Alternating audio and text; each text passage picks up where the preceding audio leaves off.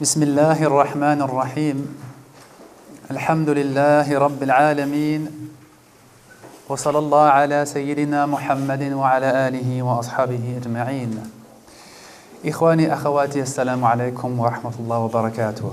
Chers frères, chères sœurs, bienvenue et bonjour à toutes et à tous. Donc notre séminaire portera effectivement sur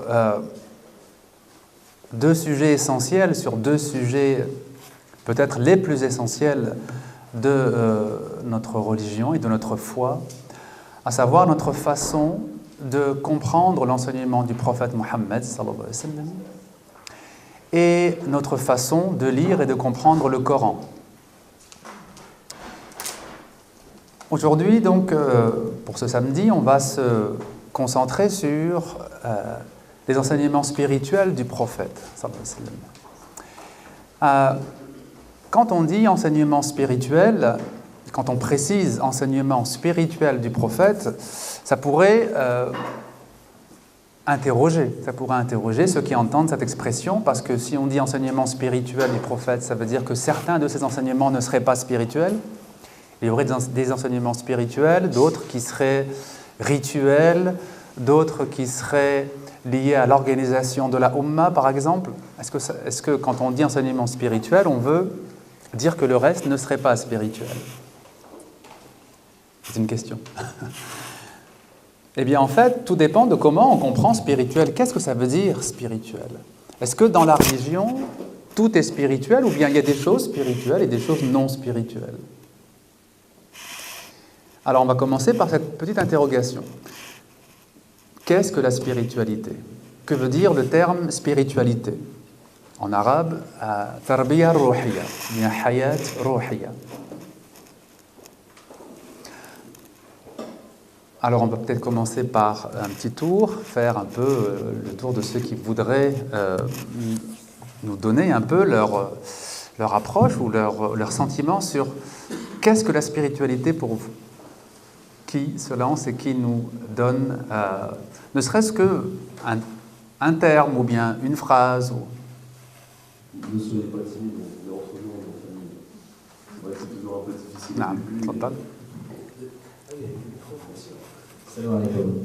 Alors, de manière assez simple, ces trois mots, c'est tout ce qui est relatif à l'esprit, déjà, je pense. Voilà. Donc, ce qui est relatif à l'esprit dans un premier temps, et puis, ça vient de spirit, tu penses en anglais? Non. En français, ça vient de esprit. Hein. Disons, ça vient du latin spiritus. Et puis, ça a donné esprit en français. Et l'adjectif est resté proche du latin spirituel. En arabe, c'est pareil. Ça vient de ruh, qui a donné donc tarbiya ruhiya, éducation spirituelle, ou bien hayat ruhiya, la vie spirituelle. Bon, ça vient de esprit. En arabe, ruh. Très bien. C'est déjà quelque chose qui est important. Très important. Mais pour vous personnellement, quand vous vous dites il faut que je développe ma spiritualité, qu'est-ce que vous entendez par cela? Moi, je pense à l'éducation intérieure. L'éducation de l'âme. D'accord? Donc là, on a utilisé un autre mot. C'est plus esprit, c'est âme.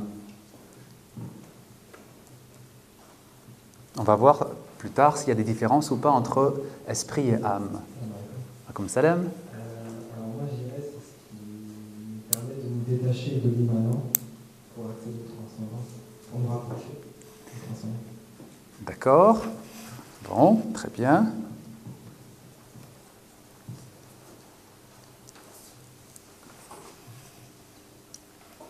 Quelque chose d'autre encore?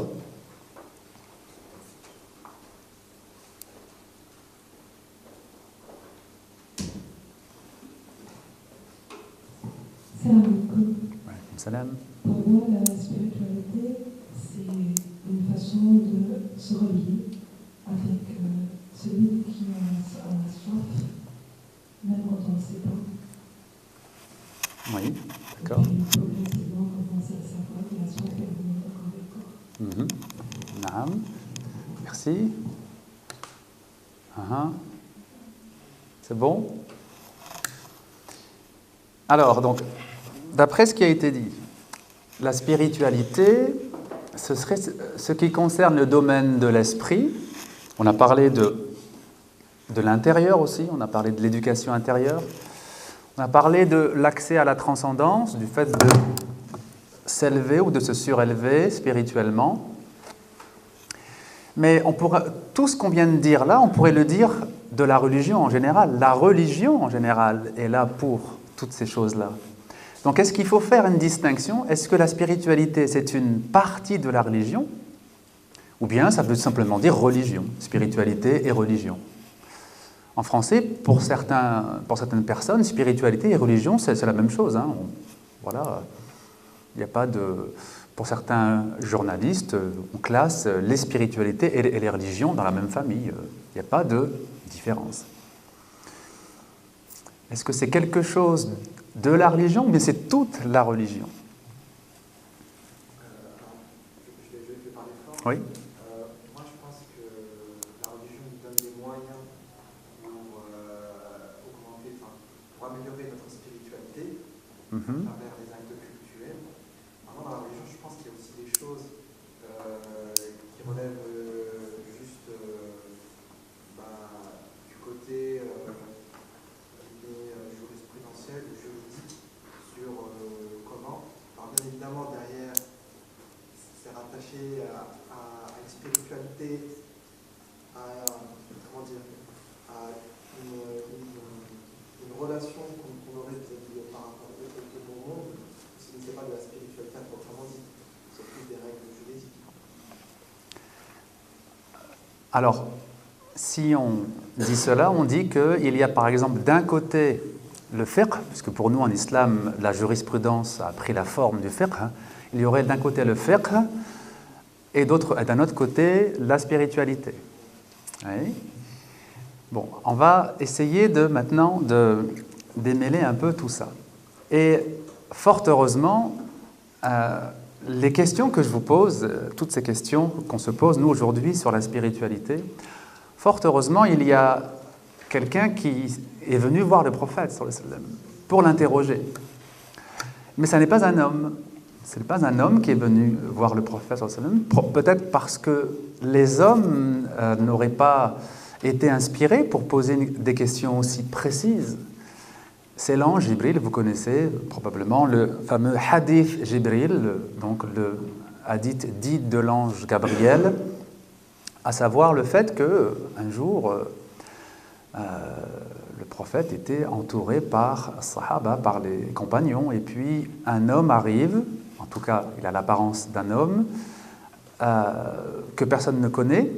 On est à Médine, hein, donc la petite communauté vient de s'installer à Médine, et ils sont autour du prophète sallallahu alayhi wa sallam pour profiter de son enseignement.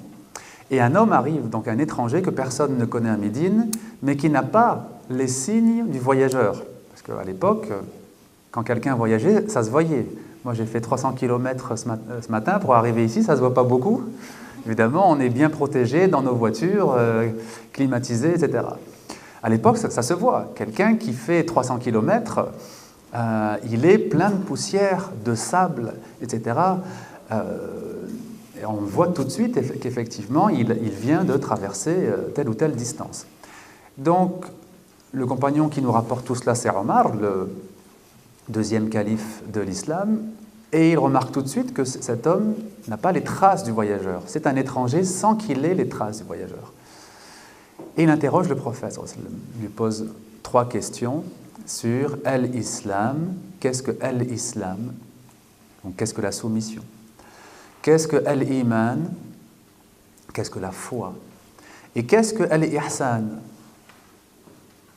Qu'est-ce que l'excellence? Qu'est-ce que... Ihsan est un terme qui est difficile à traduire en français, qui n'a pas tout à fait d'équivalent. Et donc, vous connaissez les 3 réponses du prophète.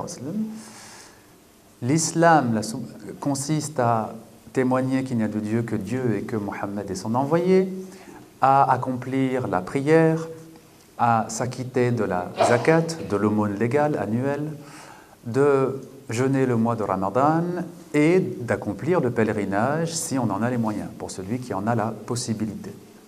Et donc, il décrit les 5 piliers, ce qu'on a fini par appeler les 5 piliers de l'islam.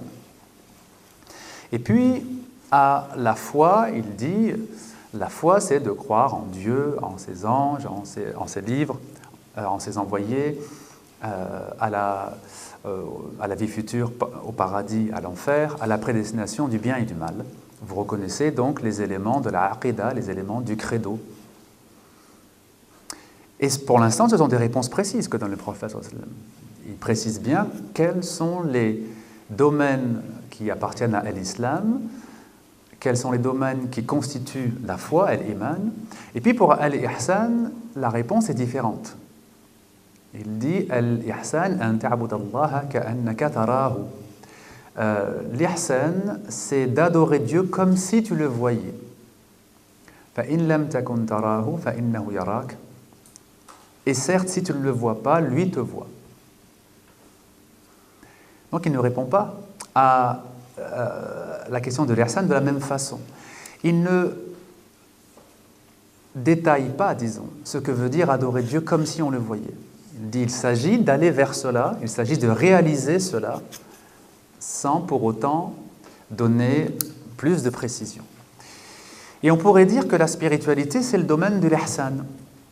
C'est le domaine de l'ihsan, c'est la réalisation de l'ihsan. C'est apprendre à adorer Allah comme si nous le voyons.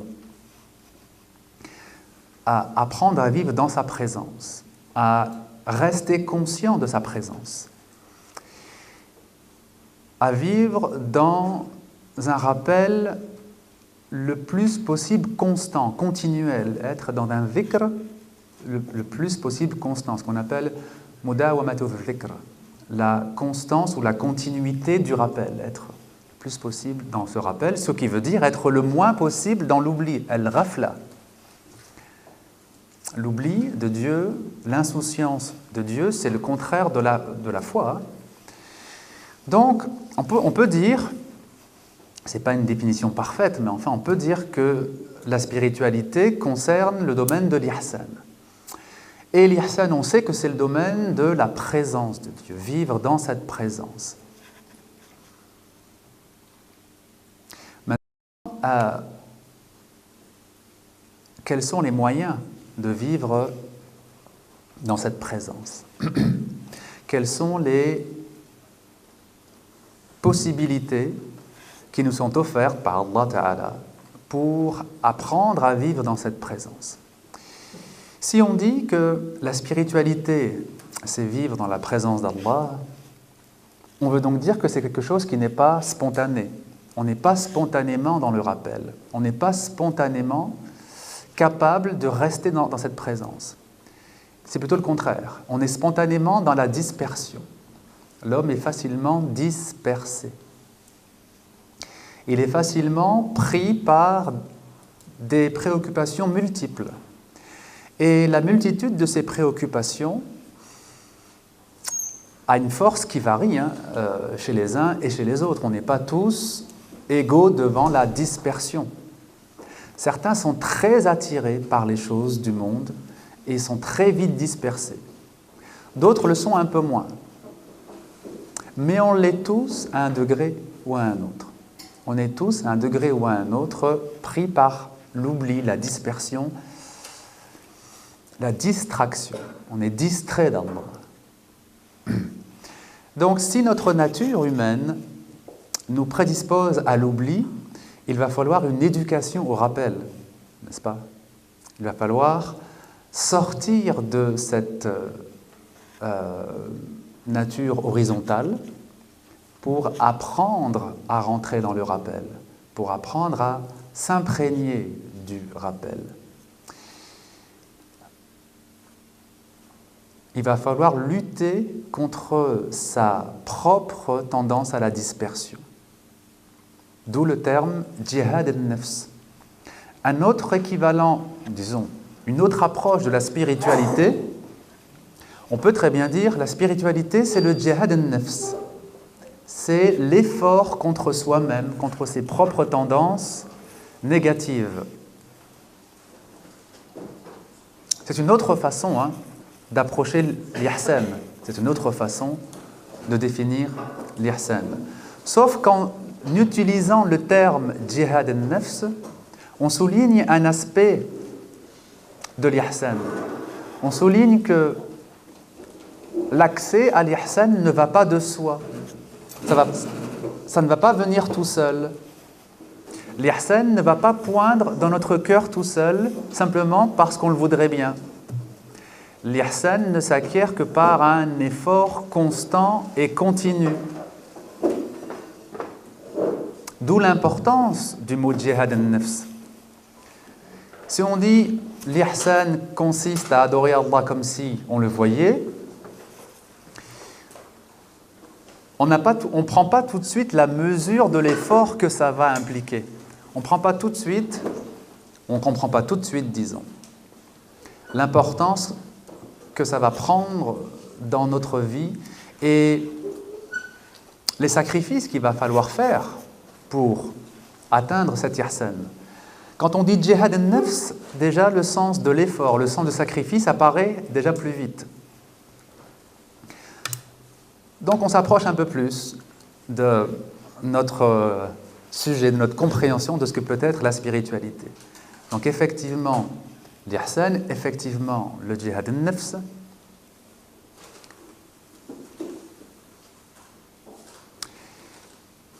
Et il y a un troisième terme très important, c'est tarbiya, éducation. Si on comprend que l'accès à l'ihsan ne va pas de soi, qu'il va falloir faire des efforts, qu'il va falloir se montrer, disons, constant dans ses efforts, vient l'idée qu'on a besoin que nos efforts soient structurés. Parce que quand vous voulez apprendre une langue, par exemple, quand vous voulez apprendre n'importe quelle discipline, pourquoi est-ce que vous recherchez un professeur? Pour qu'il vous donne une progression à suivre. Si vous voulez apprendre une langue, il y a des choses qui s'apprennent au niveau 1 et des choses qui ne s'apprennent qu'au niveau intermédiaire, voire au niveau avancé. On ne peut pas commencer par les mêmes points de grammaire quand on est débutant et quand on est très avancé. Il y a des points de grammaire qui demandent de connaître déjà certaines bases. Vous ne pouvez pas en fait aborder la phrase complexe quand vous n'avez pas encore vu la phrase simple. Donc quand on débute la langue arabe, par exemple, on va d'abord découvrir qu'il y a deux sortes de phrases en arabe. Jumla ismiya, la phrase nominale. Jumla fi'liya, la phrase verbale. Et puis ensuite, on va apprendre que ces phrases nominales et ces phrases verbales toutes simples, en fait, elles sont beaucoup plus complexes qu'on pouvait l'imaginer. Et chacune englobe des catégories très nombreuses et très riches. Il y a beaucoup de types de phrases nominales, beaucoup de types de phrases verbales. Mais enfin, on commence quand même par ces définitions-là. Sinon, on ne peut pas avancer. Dans le jihad an-nafs, c'est la même chose. Et c'est encore plus subtil et plus complexe qu'une langue. Quand quelqu'un veut se réformer, quand quelqu'un veut changer son comportement, il se dit « Je suis colérique, je suis nerveux, je n'ai pas de patience, j'ai tendance à me disputer très facilement, je voudrais changer. Mais par quoi je commence? Comment je commence? Par quel type d'effort je commence? Si je remarque que j'ai, en faisant mon introspection, une dizaine de défauts, est-ce que j'attaque les 10 défauts en même temps? Ou est-ce que je peux considérer que certains défauts doivent être travaillés dans un premier temps et que d'autres peuvent être travaillés dans un second temps? Si je suis nerveux, impatient, pas généreux, c'est-à-dire avare, et jaloux. J'ai parfois tendance à être jaloux de ceux qui ont mieux que moi. Par quoi je commence? Est-ce que je dois faire l'effort sur tous les plans en même temps ou est-ce que je peux me dire, bon, je vais pour l'instant laisser l'effort sur la générosité de côté, je vais d'abord faire l'effort sur la maîtrise de la colère. Quand on verra les défauts et les qualités de l'âme, vous verrez que l'ordre a énormément de sens. Alors pour répondre à cette question, évidemment, il faut commencer par la colère. Si on est colérique et, on va dire, et avare, il faut commencer par la colère. Et vous verrez que beaucoup de choses vont se simplifier par la suite. Mais il y a un ordre. Il y a un ordre. Sinon, on s'épuise. On s'épuise. Si vous voulez vous réformer dans tous les sens en même temps, vous allez faire des efforts très intenses pendant quelques semaines et ensuite vous allez relâcher vos efforts parce que vous serez épuisé et vos défauts vont revenir avec une force encore plus grande. Parce que vous avez mis une pression sur vous-même pendant un certain temps, vous vous êtes contenu, vous vous êtes donc contenu et vous avez empêché certains défauts de s'exprimer. Quand vous allez relâcher vos efforts, vous allez faire encore pire qu'avant. D'où l'importance, effectivement, d'une tarbiya, d'une éducation à la spiritualité. Autrement dit, 3 termes nous éclairent sur ce qu'est la vie spirituelle. Al-ihsan. Ensuite, qu'avons-nous dit? Le djihad al-nafs. Et le djihad lui-même implique une éducation, une tarbiya. La tarbiya al-ruhiyya. Alors, ayant dit tout cela, ou ayant clarifié tout cela, je ne sais pas combien de temps il me reste pour cette première intervention, on n'est toujours pas entré dans le vif du sujet. Parce que ce que je viens de dire là n'est pas spécifique à l'islam. C'est vrai pour toutes les religions et toutes les spiritualités. Dans toutes les religions et toutes les spiritualités, il y a des efforts à faire pour s'élever, il y a des efforts à faire pour sortir de la dispersion et de l'oubli. Je crois que je dois remettre ça.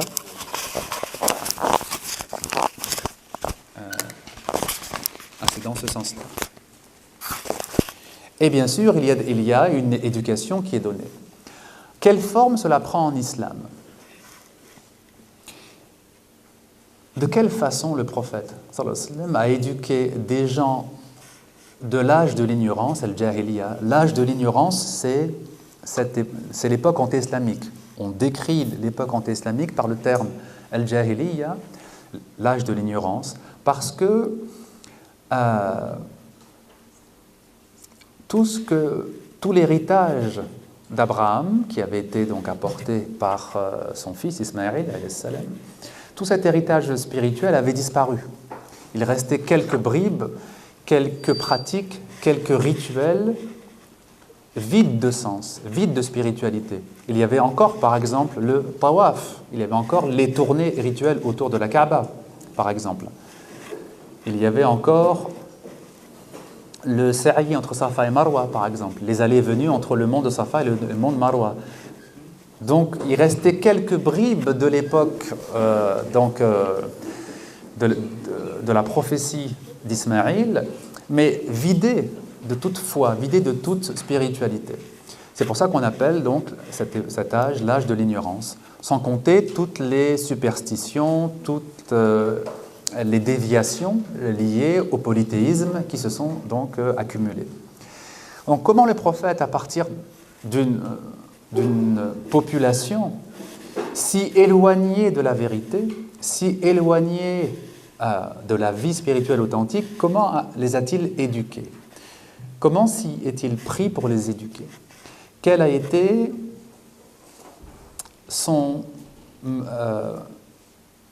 le modèle d'éducation qui a été le sien?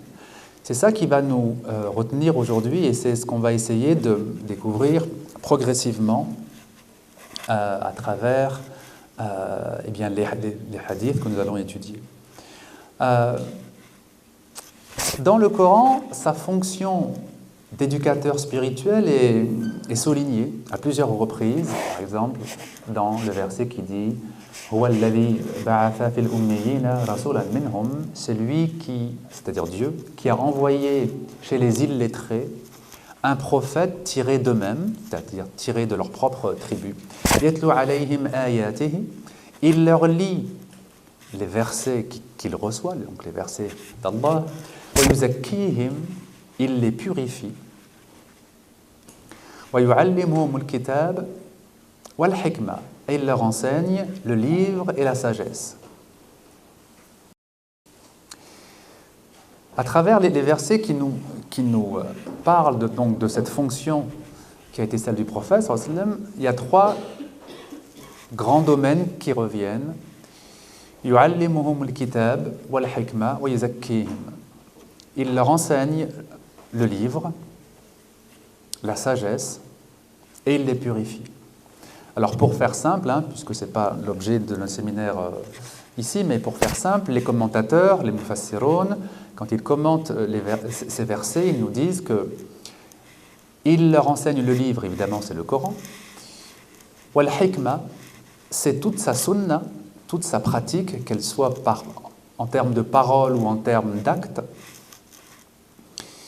wa yuzakkihim, et il les purifie, c'est l'éducation spirituelle qu'il leur a donnée, en leur montrant comment il est possible de changer quand on est pris par des mauvaises habitudes, une mauvaise éducation, quand on a vécu dans un milieu qui nous a formatés dans un sens anti-spirituel, eh bien il leur a montré comment on sort de toutes ces difficultés et comment progressivement on peut apprendre à mettre en pratique la révélation, mettre en pratique ce avec quoi est venu le prophète sallallahu alayhi wa sallam. Bien, donc je crois que cette introduction, elle était nécessaire, même si certainement il y a beaucoup de choses que vous connaissez déjà dans tout ce que j'ai dit. Elle était nécessaire pour qu'on puisse aborder l'enseignement du prophète en profondeur, pour qu'on puisse essayer d'entrer progressivement dans la profondeur de ce qu'il a dit, de ce qu'il a laissé.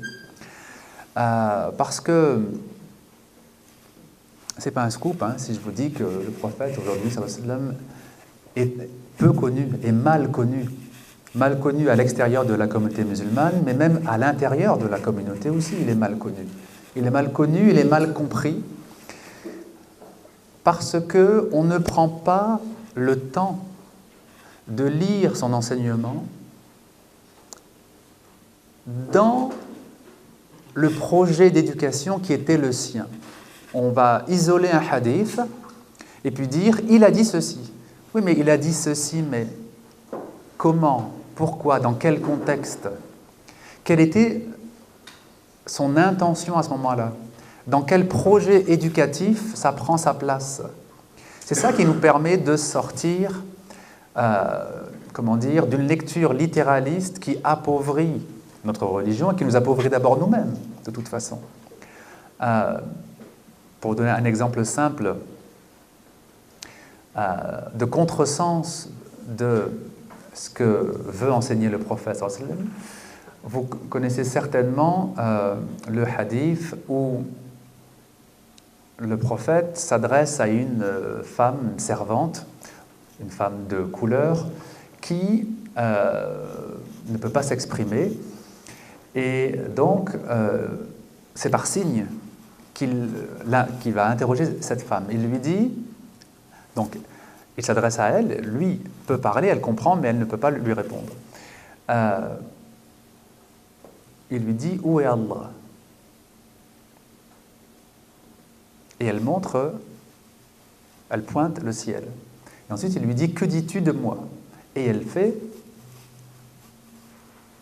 tu es son envoyé, toi, tu viens de lui, tu es son envoyé. Le prophète dit, libérez-la, elle est croyante. Très bien. À l'époque, il fallait libérer tous ceux qui étaient croyants, les esclaves, hommes et femmes. À partir du moment où ils étaient croyants, ils devaient retrouver leur liberté. Bon. Aujourd'hui, vous avez des gens qui vont lire ce hadith et vont dire, pour être croyant, il faut dire comme cette femme. Puisque quand elle a montré le ciel, le prophète a dit, elle est croyante. Cela veut dire que pour être croyant, il faut dire que Dieu est au ciel. Si vous dites qu'on ne peut pas attribuer de localisation à Allah, vous n'êtes plus croyant. Ah non, non, non, non, non. Il faut le localiser au ciel parce que cette dame l'a localisé au ciel et il a témoigné, elle est croyante. Donc on est dans la littéralité et on ne prend même pas le temps de se poser la question, qu'est-ce que ça veut dire à l'époque? Qu'est-ce que ça veut dire à l'époque du prophète, sallallahu alayhi wa sallam, cet acte? À l'époque du prophète, où la majorité donc des gens étaient des polythéistes, il y avait quelques hunafa, quelques monothéistes, mais c'était des exceptions. La plupart des gens vivaient dans le polythéisme et pour eux il était normal qu'un dieu, une divinité, c'est une statue qu'on va visiter dans la Kaaba ou qu'on peut avoir même à la maison. C'est normal, ça ne choque pas, c'est normal. Autrement dit, pour quelqu'un qui a grandi dans le polythéisme, dire que Dieu est au ciel, c'est un acte de rejet du polythéisme, c'est un acte de coupure avec le polythéisme. Donc à ce moment-là, c'est une preuve de foi. En milieu polythéiste, c'est une preuve de foi. Mais en dehors d'un milieu polythéiste, ça ne veut rien dire. Ce n'est la preuve de rien du tout. De rien du tout.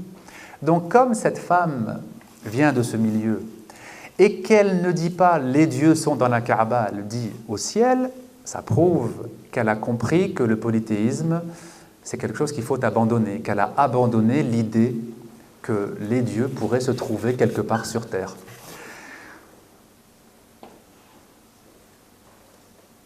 Donc quand on replace l'enseignement du prophète dans son contexte, dans son projet d'éducation, on comprend ce qu'il a voulu faire.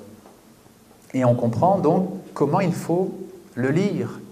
Autre exemple, qui n'est pas lié à notre sujet, mais qui est important pour voir de quelle façon nous allons lire les hadiths par la suite, c'est le fameux hadith qui dit « Je ne suis pas responsable de ceux qui vivent parmi les non-musulmans. Je ne me porte pas garant de ceux qui vivent parmi les non-musulmans. » Encore une fois, aujourd'hui, certaines personnes qui vont lire seules ce hadith vont dire « Ah ben voilà, le prophète s'est désolidarisé de ceux qui vivent parmi les non-musulmans, on doit faire le hijra, on doit aller vivre en terre musulmane. » Sauf que, quel est le contexte de ce hadith? Quel est le sens de ce hadith? Et qu'est-ce qu'a voulu dire? Un hadith, c'est de la matière brute. C'est-à-dire, c'est al-matan, la parole, avec al-isnad, une chaîne, mais on n'a pas de contexte en général. On n'a pas le contexte. Très souvent, on ne sait même pas si la parole a été donnée à Médine ou à la Mecque. On le sait plus souvent pour les versets du Coran. Pour les versets du Coran, la distinction verset mécois et verset médinois est plus simple. Pour les hadiths, c'est très difficile. Pour le Coran, vous avez ce qu'on appelle une science qui s'appelle Asbab al-Nuzul, les circonstances de la révélation. Pour le hadith, beaucoup moins. Il y a quelque chose qui s'appelle Asbab al-Wurud, les circonstances de l'énonciation. Mais c'est moins précis, beaucoup moins précis que pour le Coran Asbab al-Nuzul. Donc très souvent, on n'a pas le contexte, on a peu, disons, le contexte. Mais enfin, pour le hadith que je viens de vous citer, on a. Il se trouve qu'à l'époque où les musulmans étaient à Médine, il y avait un fonds d'indemnisation pour indemniser les victimes qui avaient subi un préjudice. Vous avez quelqu'un, par exemple, qui vous fait un tort. Par exemple, par inadvertance, il détruit une partie de votre maison. Eh bien, la loi veut qu'il vous dédommage. Il doit en fait vous donner l'équivalent de ce que vous avez perdu. Le fonds d'indemnisation, ça servait à indemniser les victimes dont la personne qui les avait donc mis en difficulté était insolvable. Par exemple, un pauvre détruit le bien qui appartient à quelqu'un d'autre. Ce pauvre, il est déjà pauvre lui-même, il ne peut pas indemniser la personne à qui il a fait du tort. Donc il y avait un fonds pour indemniser les victimes qui ne peuvent pas être indemnisées par la personne qui leur a fait ce tort. Bon, très bien. Mais très rapidement, il est apparu que ceux qui avaient choisi de vivre à la Mecque, de rester à la Mecque, bien que les musulmans étaient à Médine, subissaient beaucoup de torts. Ils étaient constamment embêtés par les Quraysh, on va dire, par la majorité des Quraysh de la Mecque. Si bien que le prophète voyait qu'il devait indemniser très souvent les gens qui vivaient à la Mecque. Parce qu'on ne peut pas demander à un non-musulman d'indemniser le musulman. Et il lui a fait du tort volontairement et ce n'est certainement pas son intention de l'indemniser. Donc il s'est rendu compte que à ce moment, ceux qui avaient choisi de vivre à la Mecque se plaignaient très souvent et devaient être indemnisés. Le prophète a dit « Je me désolidarise, je ne vous prends plus en charge. Si vous vivez à la Mecque, vous prenez vos risques et c'est à vos risques et à vos dépens. » Tout simplement, ça veut simplement dire ça. Ça ne veut pas dire qu'il est interdit à un musulman de vivre en terre non musulmane. Mais quand on n'a pas justement, quand on ne remet pas l'enseignement du prophète dans son contexte, pourtant ici c'est pas spirituel, hein, c'est simplement social, hein, la question de l'indemnisation. Eh bien on voit qu'on fait fausse route. Que dire de l'enseignement spirituel? Que dire de l'enseignement spirituel qui est plus subtil, qui est plus profond et qui est plus difficile à comprendre? Et ce sera donc l'objet, Inch'Allah, de nos prochaines interventions.